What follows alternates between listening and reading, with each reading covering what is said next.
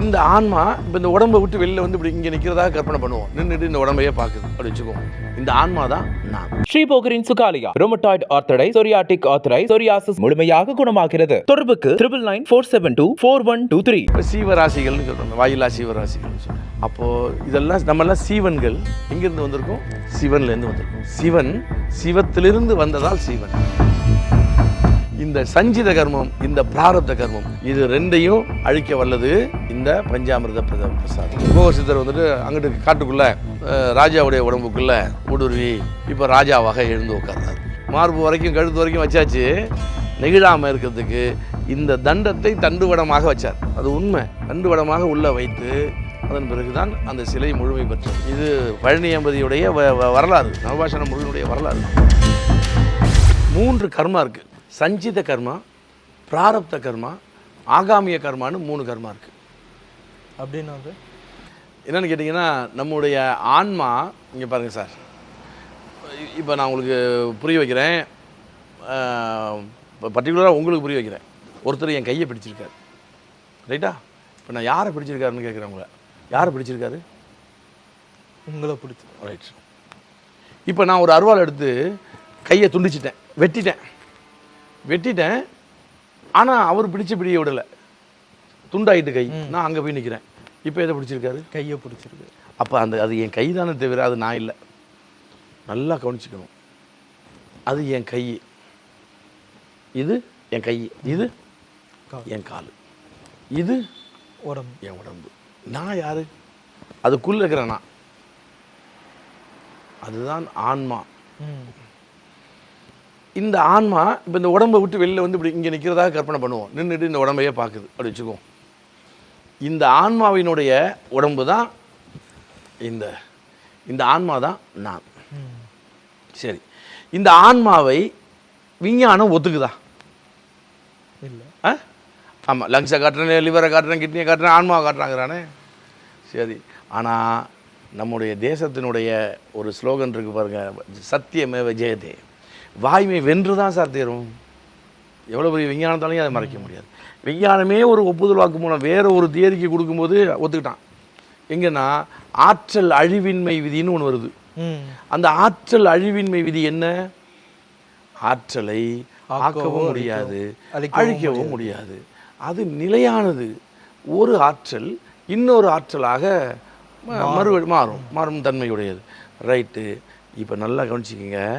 இப்போது நான் இந்த கையை அசைக்கிறேன். இது இப்போ என்ன ஆற்றல் வெளிப்படுது? இயக்க ஆற்றல் வெளிப்படுது. இப்போ நான் பேசுகிறேன், என்ன ஆற்றல் வெளிப்படுது?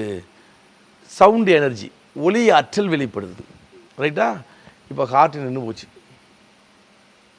கண்ணை மூடிட்டேன். இப்போ கையை அசைக்க முடியுமா? பேச முடியுமா?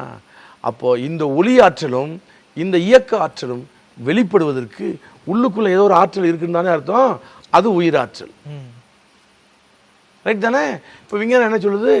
ஆற்றலை ஆக்கவும் முடியாது, அழிக்கவும் முடியாது, அது நிலையானதுங்குது. அப்போ அந்த உயிராற்றல் ஆக்கவும் யாரும் ஆக்கலை, எவரும் அழிக்க முடியாது. அது நிலையானதாக இருக்கு. எங்க நிலையானதாக இருக்கு? எத்தனையோ யுகாதி காலமாக இருக்கு. இன்னும் எத்தனையோ யுகாதி காலமாக இருந்து கொண்டே இருக்கும். அதுக்கு ஆதி அந்தம், தோற்ற முடிவு இல்லை. தோற்ற முடிவு இல்லாதது யாருன்னா இறையாற்றல் தான். இறைநிலை, இறைவன் நம்ம சொல்கிறோம். அந்த இறைநிலைக்கும் அதே தான் ஆதி அந்தம் இல்லாதவன். அப்போ அதை பரமாத்மா அப்படின்னு பெரியவங்க சொல்கிறாங்க. இப்போ பரமாத்மா, அந்த பரமாத்மாவோடு 2 கலந்திருந்தோம் அத்தனை ஆன்மாக்களும் எல்லாம் சேர்ந்தது தான் பரமாத்மா. தனியாக பிரிஞ்சு ஒரு உடம்புக்குள்ளே வந்துட்டா ஜீவாத்மா. இப்போ சீவராசிகள்னு சொல்கிறோம், வாயிலா சீவராசிகள்னு சொல்கிறோம். ரைட்டு. அப்போது இதெல்லாம் நம்மெல்லாம் சீவன்கள். எங்கேருந்து வந்திருக்கோம்? சிவன்லேருந்து வந்திருக்கோம். சிவன் சிவத்திலிருந்து வந்ததால் சிவன்.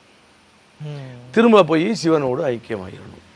அப்படி இந்த 4448 வியாதிகளையும் குணமாக்கக்கூடிய இந்த பஞ்சாமிர்த பிரசாதம் தாண்டி இந்த சஞ்சித கர்மம்னு சொல்கிறோம். நம்ம இறைவன்கிட்டேருந்து வெளிப்பட்டு பல்வேறு உயிரினங்களாக பிறந்து செத்து வர்றோம். ஒவ்வொரு பிறவிலையும் இன்னொரு உயிரை நம்ம நோக்கடிச்சிருப்போம், முட்டியிருப்போம், சண்டை போட்டிருப்போம், கடிச்சிருப்போம், அப்போது அந்தந்த பிறவியில் செஞ்ச பாவங்கள்லாம் திரண்டு கொண்டு வருது. அதெல்லாம் சேர்த்து ஒட்டு மொத்தமாக சேர்த்தா சஞ்சித கர்மா. அதுக்கு பேர் தான் சஞ்சித கர்மம். இந்த சஞ்சித கர்மத்தினுடைய ஒட்டுமொத்த பாவத்தினுடைய அளவுலேருந்து ஒரு 1% எடுத்துட்டோம்னா அதுதான் நம்ம அதுக்கு தகுந்தவாறு இந்த அப்பா அம்மாவுக்கு பிறக்கிறோம் அப்படின்னு சொல்லி பிறக்கிறோம். பிறந்த பிறகு அந்த அப்பா அம்மா தாத்தா பாட்டி வகையில் ஒரு 7 தலைமுறைக்கு முன்னாடி, அம்மா வகையில் ஒரு 7 தலைமுறை, அப்பா வகையில் ஒரு 7 தலைமுறை, அவங்க செஞ்ச பாவத்தெல்லாம் திரட்டி அதில் ஒரு % எடுத்தால் அது பிராரப்த கர்மம். அது விஞ்ஞானமே ஒத்துக்குது. எழுதிட்டீங்களான்னு அந்த அவங்களுக்கு செஞ்ச உள்ள வியாதியெல்லாம் எனக்கு வருதே, புரியுது அவங்களுக்கு? அப்போது அது பிராரப்த கர்மான்னு சித்தர்கள் சொல்கிறாங்க. இந்த சஞ்சித கர்மம், இந்த பிராரப்த கர்மம், இது ரெண்டையும் அழிக்க வல்லது இந்த பஞ்சாமிர்த பிரசாதம். கூடவே ஆகாமிய கர்மான்னு ஒன்று இருக்குது. அடுத்தது 3வது கர்மா. இந்த ஆகாமிய கர்மா நம்ம நினைவு தெரிஞ்சு இன்னும் என்னென்னலாம் பாவம் செய்ய போகிறோமோ இந்த பிறவிலேயே, அதுக்கெல்லாம் அது ரொம்ப வலிமையானது. ஆகவே இதெல்லாம் ஒவ்வொரு % தான் வந்தது. இது 100% நம்ம செய்ய போகிற இந்த பாவம், இந்த கர்மா. ஆகவே அதற்குன்னு 50 ஒதுக்கியாச்சு.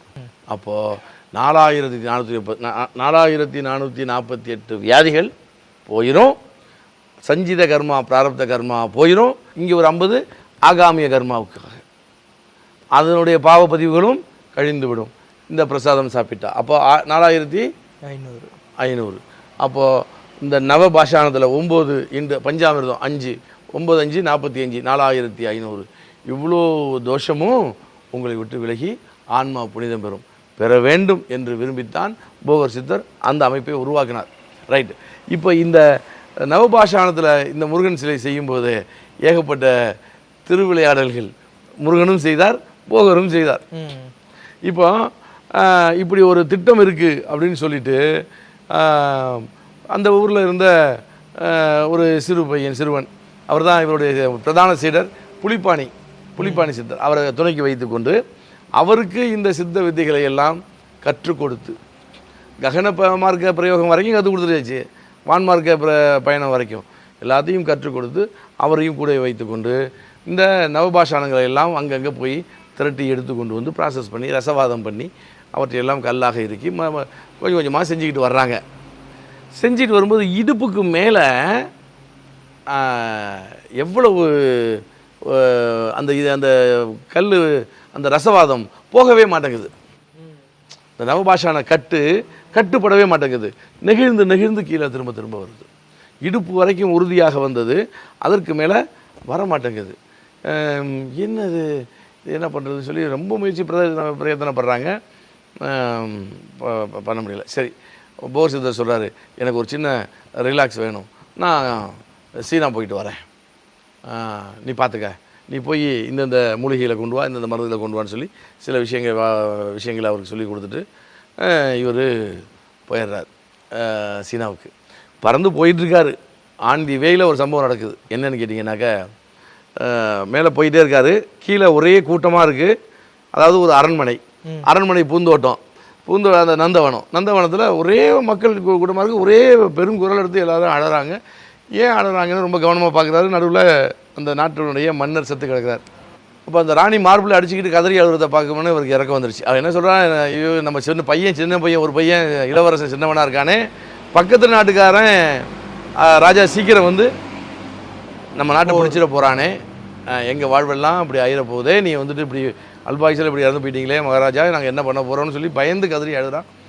அது இதை பார்த்து இதை கேட்டுக்கிட்டு மேலே பறந்தவர், மேகமூட்டை மறைவில் கேட்டுக்கிட்டே இருந்தவர், அவருக்கு ஒரு இரக்கம் வந்து, சரி அந்த ராஜா எப்படி செத்தான்னு அந்த தூரதிருஷ்டியில் பார்க்குறாரு. அப்போது ராஜா வாக்கிங் நடந்து வந்துட்டுருக்காரு. வர வழியில் ஒரு பூவை பறிக்கிறார். அந்த பூவில் பூனாகம் விஷம் கொக்கி இருந்திருக்கு. அதை அவர் கவனிக்காமல் அந்த பூவை முகர்ந்துட்டார். இந்த விஷம் உள்ளுக்குள்ளே போய் அவருக்கு உயிர் எடுத்துட்டு. இப்போது சரி, இவரை உயிர்ப்பிப்போம், ராஜாவை கூடு விட்டு கூடு பாயிற அந்த மெத்தடில் போகர் சித்தர் வந்துட்டு அங்கிட்டு காட்டுக்குள்ளே ஒரு பாறாங்கல் குகைக்குள்ளே தன்னுடைய காயக்கல்ப தேகத்தை மறைத்து வைத்து குகையை மூடிட்டு வந்து இங்கே வந்து ராஜாவுடைய உடம்புக்குள்ளே ஊடுருவி இப்போ ராஜாவாக எழுந்து உட்கார்றாரு. ராணி, இளவரசன், இந்த மந்திரி, பிரதானிகள், தளபதிகள், மக்கள் எல்லாரும் அசந்து போய் நிற்கிறாங்க, என்ன ராஜா எழுந்துட்டாரு அப்படின்னு சொல்லி. ஏன்னா வைத்தியர்கள்லாம் பெரிய பெரிய வைத்தியர்கள்லாம் பார்த்துட்டு போயிட்டாருன்னு டிக்ளேர் பண்ண கேஸு இப்படி உயிர் பெற்றுட்டாரு, அதிசயமாக இருக்கே அப்படின்னு சொல்லி எல்லோரும் ரொம்ப திகைச்சு போயிருக்காங்க. நான் வந்துட்டு சும்மா ஒரு சின்ன மயக்கம்தான், ஒன்று நான் நல்லாயிட்டேன். வைத்தியர்கள்லாம் சிலையாக நிற்கிறாங்க. வேறு இதுக்கு முன்னாடி பரிசோதித்த வைத்தியர்கள்லாம் சான்ஸே இல்லை, எப்படி ஒரு பொழைச்சாரு அப்படிங்கிற மாதிரி. சரி எல்லோரும் அவங்க வேலையை பாருங்க அப்படின்ட்டு மகாராணி தோளில் கை போட்டார். ஏன்னா எங்கிட்டு போகிறதுன்னு தெரியாதுல்ல அவருக்கு. ஆமாம், கொஞ்சம் கொஞ்சம் ஆறு மயக்கத்தில் போகிறது மாதிரியே பாவலை பண்ணி, ஏன்னா மகாராணி அழைச்சி கொண்டு போய் படுக்க வச்சுருவார்ல. ஆமாம், கொண்டு போய் அந்த புறத்தில் படுக்க வச்சாச்சு ராஜாவை. இருந்தாலும் படுத்து வந்து கண்ணை மூடிட்டு தூங்க ஆரம்பிச்சிட்டாரு காலையே. அன்றைக்கி இதுலேயே இந்த நேரம் ராஜா தூங்குகிற நேரம் இல்லையே. அங்கே வந்துட்டு ராஜதானி கூடி இருக்குது, அங்கே ராஜ பரிபாலனை பண்ண போகணும். இங்கே இப்படி தூங்குறீங்களே, இல்லை எனக்கு மனசு சரியில்லை, டிஸ்டர்ப் பண்ணாதப்போ அப்படின்னு சொல்லிடுறாரு. இப்போது இவருடைய ஆக்டிவிட்டிஸ் எல்லாம் பார்க்கும்போது ஏதோ வித்தியாசமாக இருக்குது. மகாராணிக்கு கிட்ட நெருங்கி போய் லேசாக டச் பண்ண கூட விட மாட்டேங்கிறாரு, தொட கூட விட மாட்டேறாரு. பேசும்போதும் நகர்ந்துருன்னு சொல்லி பட்டு மடாமல் பேசுகிறாரு. 2-3 நாள் போச்சு.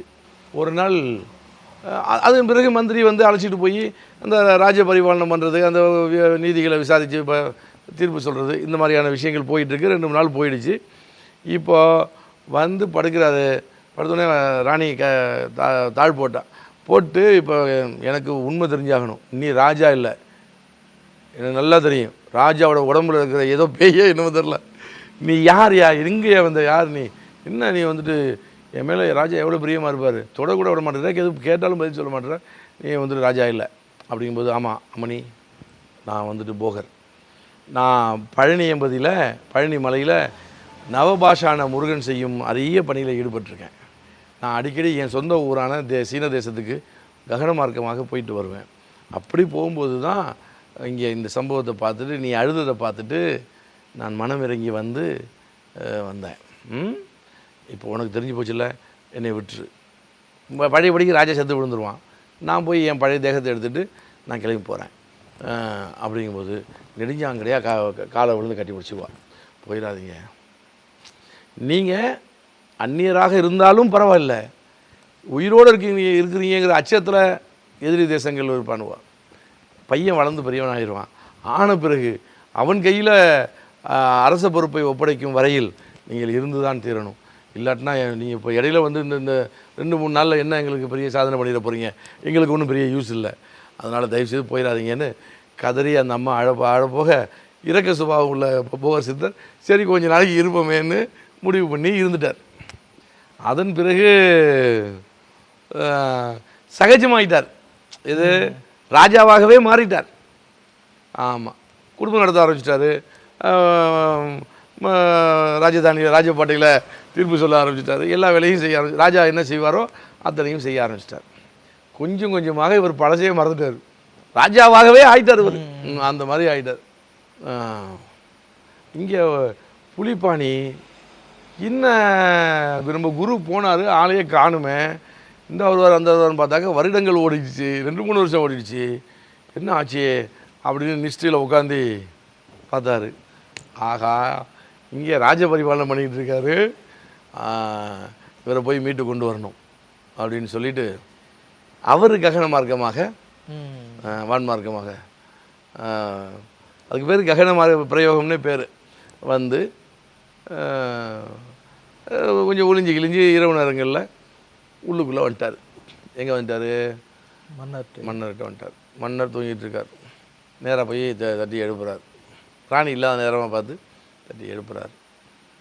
மன்னர் முடிச்சிட்டார். இப்போ ஒரு ஒரு 5-6 வருஷம் ஓடிடுச்சுன்னு வச்சிங்களேன். இப்போ இவருக்கு அவர் அடையாளம் தெரியல. யாரா புலிப்பாணியே யாரும் தெரில. யார் ராணி, எனது அந்த புறத்தில் யார் நீ அப்படின்னு சொல்லி கேட்குறாரு.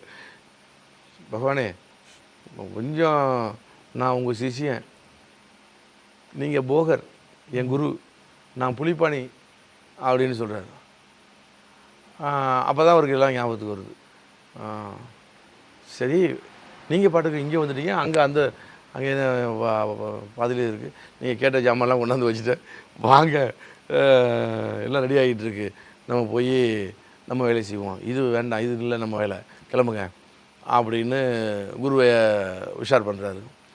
சரி போயிடுமா, சரி சொன்னால் விட மாட்டாங்க, வேறு வழி இல்லை, இதை விட உயர்ந்த பணி அங்கே காத்திருக்கு, அங்கே போய் தான் ஆகணும் அப்படின்னு சொல்லிட்டு அங்கேயே உடம்பை கிடத்தி ராஜாவாகவே வெளில வந்து ஒரு அழைச்சிக்கிட்டு வெளில வந்து இங்கே காட்டு பகுதிக்கு வந்து உடம்பை காட்டில் கிடத்திட்டு பழைய காயக்கல்ப தேகத்தை எடுத்துக்கிட்டு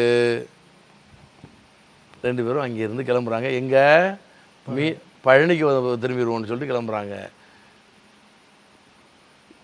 புலிப்பாணி போயிட்டுருக்காரு, நம்பால் கீழே நிற்கிறாரு. யார் போர் சித்தர் கீழே நிற்கிறார், மறந்துட்டார். அங்கே ஏதோ பேச்சு கொடுத்து பார்த்துட்டு திரும்பி பார்க்குறாரு, கீழே நிற்கிறாரு. அங்கேருந்து திரும்பி பார்க்குறாரு, வாங்க வா அப்படின்னு ஒரு கூப்பிட்றாரு. என்ன குருவே அப்படின்னு இறங்கி வந்து கேட்டால், எனக்கு பழசெல்லாம் மறந்து போச்சுப்பா, அந்த மந்திரம் என்னன்னு சொல்லு, அந்த ககன பிரயோக மந்திரம் என்ன சொல்லு. அவருக்கு தலையில் கை வச்சிட்டார். நீங்கள் என் குரு, இப்போ நான் சொல்லி கொடுத்தா என்ன ஆயிரும், நான் உங்கள் குருவை. அப்படி ஒரு அபவாதத்துக்கு நான் ஆளாகணுமா? நான் அப்படி ஒரு அபவாதத்துக்கு ஆளாகவே மாட்டேன், என்னால் சொல்ல இயலாது. கடந்து கதறாரு யாரு, புலிப்பாணி. அது குரு விசுவாசம். இவருக்கு இக்கட்டான நிலைமை. ஏதோ நல்லதாக நம்ம நடந்து போச்சு, யாருக்கு தெரியாமல் சொல்லிக் கொடுறா அப்படின்னு கேட்குறாரு. சொல்லிக் கொடுக்க முடியாதுங்கிறாரு அவர். இவர் பார்த்தாரு, போராடி பார்த்தாரு. ஆஹா இது என்னது அப்படின்னு சொல்லிட்டு டக்குன்னு என்ன பண்ணுறாரு, இந்த தண்டம் வச்சுருந்தாருண்ணா. தண்டம் என்ன தெரியுதா? தெரியும். எடுத்து மண்ணில் சொருகினார். எல்லா மந்திரத்தையும் இதுக்கு சொல்லிக் கொடு, நான் இங்கிருந்து கேட்டுக்கிறேன் அப்படின்னு சொன்னார். இவர் மந்திரத்தை பூரா தண்டத்துக்கு சொல்ல சொல்ல மந்திரம் உயிர் பெற்று விட்டது. மந்திரத்துக்கு வலிமை சேர்ந்துருச்சு. மந்திரத்தில் ஒரு மின்சாரம் உருவாக ஆரம்பிச்சிட்டு இவர் அங்கேருந்து எல்லாத்தையும் ரீகலெக்ட் பண்ணிக்கிட்டு தண்டத்தை எடுத்துக்கிட்டு திரும்ப பறந்து ககன பிரயோகமாக இங்கே வராங்க, பழனிக்கு வராங்க. வந்து இப்போ எல்லாம் ரெடியாக இருக்குது. மீண்டும் அந்த நவபாஷானந்த சாந்தை எடுத்து அதை ரசவாதத்தில் இறுக்கி கல்லாக்கி இடுப்புக்கு மேலே வைக்கும்போது நெகிழுது. இப்போ என்ன பண்ணுறாரு, வச்சு மார்பு வரைக்கும் கழுத்து வரைக்கும் வச்சாச்சு. நெகிழாமல் இருக்கிறதுக்கு இந்த தண்டத்தை தண்டுவடமாக வச்சார். அது உண்மை. தண்டுவடமாக உள்ளே வைத்து அதன் பிறகுதான் அந்த சிலை முழுமை பெற்றது. இது பழனி எம்பதியுடைய வரலாறு, நவபாஷான முருகனுடைய வரலாறு. அதன் பிறகுதான் அது என்னது முழுமை, அந்த நவபாஷான சிலை முழுமை பெற்றது. அப்புறம் பிரணவ மோதி, அப்புறம் அதை உயிர்ப்பித்து, அப்புறம் பஞ்சாமிர்த அபிஷேகம் செய்து மக்களை அந்த 4448 வியாதியும் அண்டாதவாறு காத்தார் போகர் சித்தர்.